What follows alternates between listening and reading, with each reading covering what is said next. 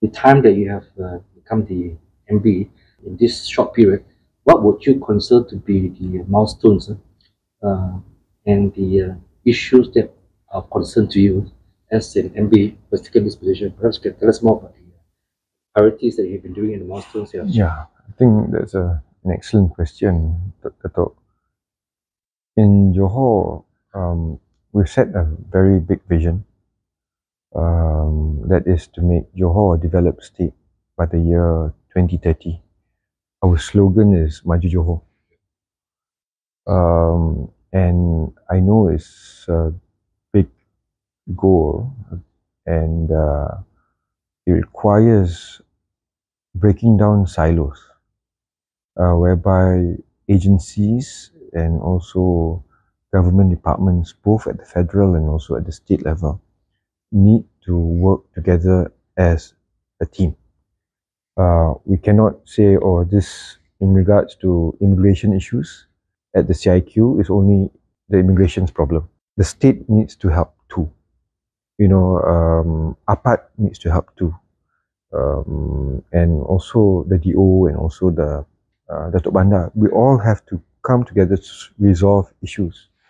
So that's what I mean by resolving, coming together as a team. Now, making Johor a developed state is not just infrastructure, Datuk.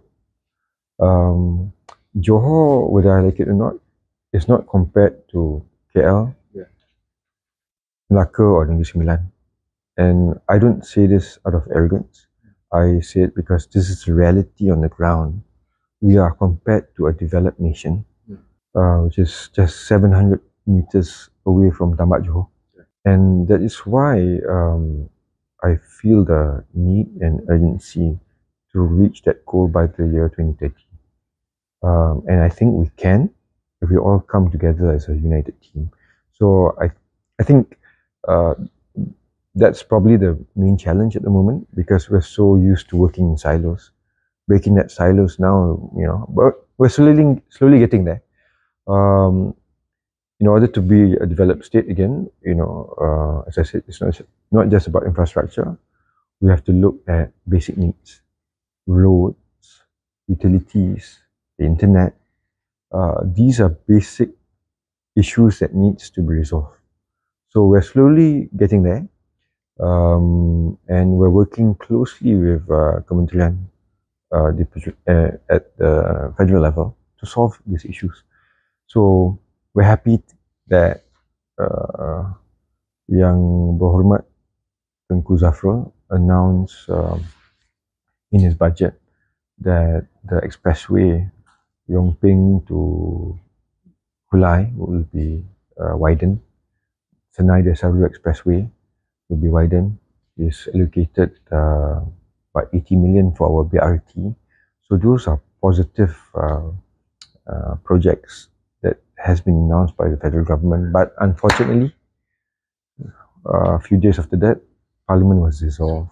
So it is a concern for me personally, because collaboration is not just at the state level; it must be federal and state. That's when the stars will align. So, yep. Perhaps you can tell me about the investments part. We're happy to note that MITI in I think it was last month, 2 months ago, they announced that the FDI for Johor is the highest, which comes up to about 60.9 billion ringgit. Total FDI for the country is about 120 billion. So approximately half of the FDI that comes into Malaysia is from Johor. And Datuk, I personally feel that people, investors, the business community have now realized that stability is very important. And because of the state election, we won 40 out of 56 seats. We sense that, people stop politicking. They rather focus on, earning and making money and profitability for the companies, and more importantly, food for the people in Johor. I think that has always been the way we've been managing the state prior to this. But because of political instability in Johor, 4 years, our ranking went down to number 6, number 7. But I'm very grateful that after the elections, things just picked up. And we're seeing this positive trend. Many investors are saying that they see Johor as a very important economic zone. And because of the crisis between America and Ukraine, China, and all that, they see Johor as the next hub for them to expand. So very happy in regards to investments in Johor. When you meet the potential investors, what is the selling point for Johor? What's the narrative? Because they have a choice of, say, the Klang Valley, Selangor, or Penang. So, of course, you want to push for Johor. What is the selling point that you tell potential investors, come and put this money here in Johor because we have these qualities which other states do not have? Right. Firstly, we have a strategic position geographically. At the southern tip of Peninsular Malaysia.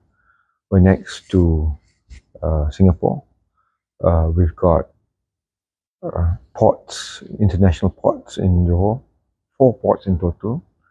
And at the same time, our people are well trained, and again, I think there's also abundance in terms of land. So I think Johor has a lot of advantages, and they see that. Those are the major selling points for Johor. Yeah, because you have the important schools and universities. Of course, we've got international schools, international, brands in terms of hospitals, so we're very equipped for them to come to Johor. Are there any specific sectors that you are looking at? Because I remember vaguely there was discussion about food security and Yes. some digital sectors. Yes. So for Johor, we're looking at investments that can actually increase the income of our people in Johor. Petrochemical, that's one area that we are working closely with the oil and gas companies. We're also looking at the digital market and also IT companies. So the bulk of the FDI came from this sector. We are also now working closely with the federal agencies and also with Singapore to look at food security. So these are all in the pipeline at the moment, and we see the keen interest, especially from Singapore.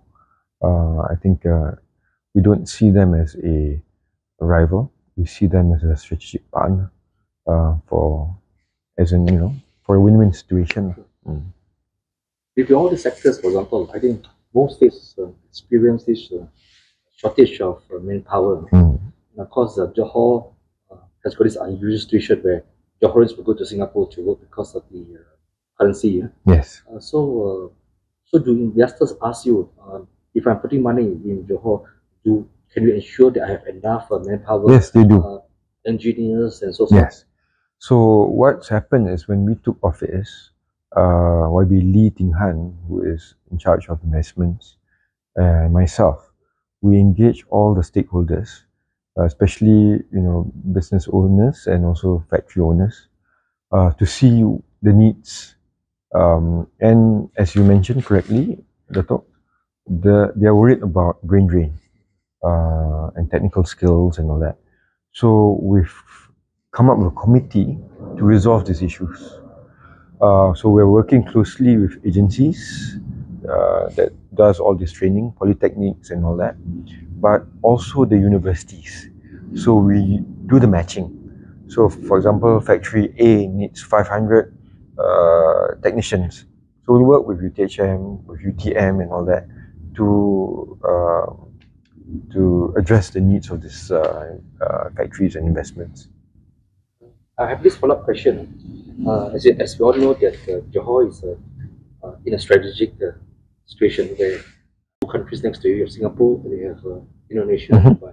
So it's really a strategic, and that he has got several potentials the property. Okay, but we all know that there's this policy set by federal government, not the fault of the state, where you have these limitations of how much foreigners can really buy. Yeah. And then that you also have this Malaysia, my second home. They suddenly changed the Yeah. decision halfway, Yeah. which put a lot of foreigners who put Yeah, money you're right. here. Really, they put them in a fix because we promised them so much. Then suddenly they look, I put money here, but I'm like neither here nor there. So, given the situation now, there's obviously a glut of homes in Johor, and Johor has been affected because of the decision of the federal government. So, how do Johor engage this problem? Yeah, at the moment, Dato', things are picking up in Johor. People are starting to buy their houses and all that.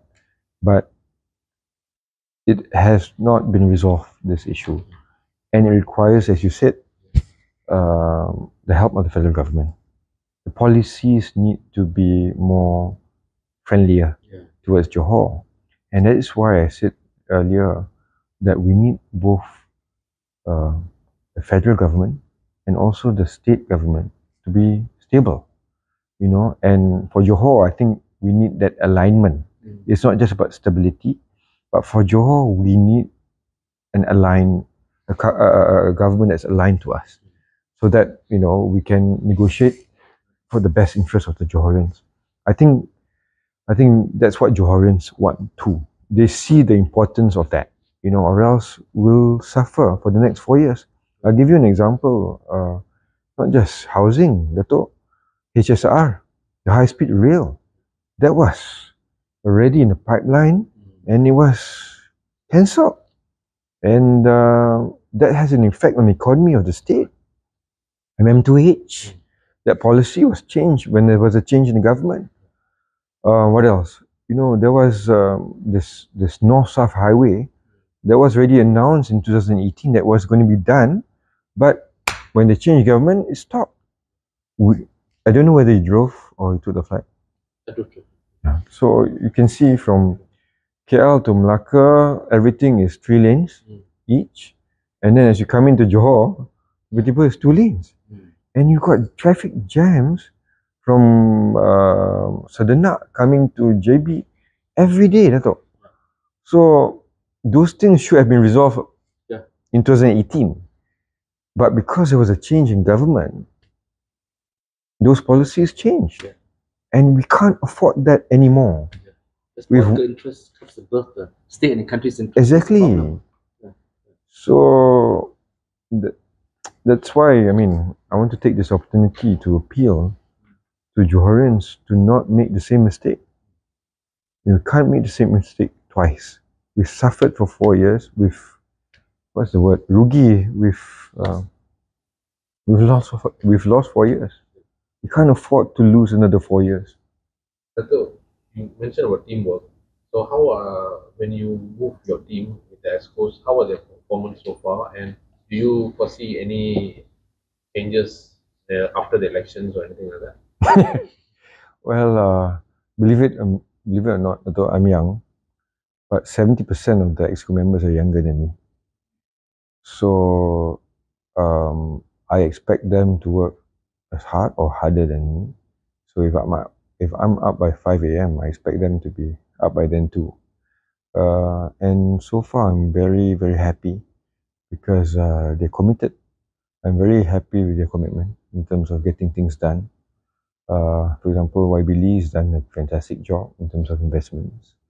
YB Asun, we call him Asun, in terms of Paduan and managing our hospitals. I think he's done a good job. YB Hairi, Esko Sukan, in terms of our Sukma, our sports. He's doing a fantastic job as well. YB Ravin, in terms of tourism, figures for tourists obviously has increased drastically over the past few months, especially after the borders open, and we've been doing a lot of promotion. Desaru, Datuk, have you been there recently? It's full, Datuk. The hotels are very happy. Minimum 70% occupancy rate average. So yeah, I'm very happy with our exos. I don't see me changing them anytime soon. So how's your working relationship with the civil service? Because you in the beginning stages you like to do a lot of spot checks and all that. Is that what you're going to continue on? Yeah, Did that put a lot of pressure on the civil service? I was actually pleasantly surprised, Nelson, because well, initially it was a shock for a lot of people, but all of a sudden, a lot of pengaras were doing your own spot checks. I think it was just leadership by example, and I think the intention was never to penalize anyone. The intention was always to make things better for the people, and I think they saw that, and they started doing that at their own level. I mean, at their own agencies. So since all the spot checks has the situation at our CIQs, Oh yeah, yes. you happy with the I'm seeing a lot of progress. For example, 1,200 work orders were pending, Datuk, when I first took office. Now it's reduced to about 100. Certain things requires federal help. That's why political alignment is important. How you mentioned a week at 5 o'clock. What's your work schedule like? So I'm really harassing them at about 6:30 a.m. So what I do is I settle my prayers and all that, and I'll look into what I need to resolve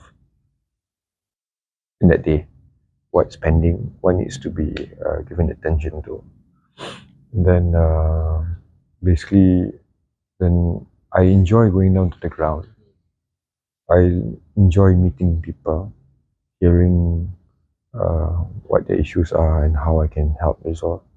So meetings and all is something that's compulsory lah. Yeah. Whatever I need to attend to, I will attend. But I prefer being on the ground with the people and solving issues that needs to be addressed. Are you busy on the weekday or on the weekend? It's the same to me. Every day is a weekday. Every day is a weekday now. So how do you separate the state government and political work? Usually, if the political work will be done during the evenings lah. Okay. The whatever meetings that I have to do, or Friday or Saturday lah, the weekend. But I do try to reserve at least half a day for my family. Weekend? Friday mornings. Okay. So I try, but whether it's possible or not depends on what comes up lah. What are your hobbies? I enjoy running. I used to do 5K 3 times a week, but obviously I don't have that luxury now. So I do cycling now with my children. The home cycling. Yes, at home with the children. So hopefully after elections I have more time to do a bit more sports. I enjoy badminton. I promised the media Johor that I was going to play badminton with them. So probably after the elections lah.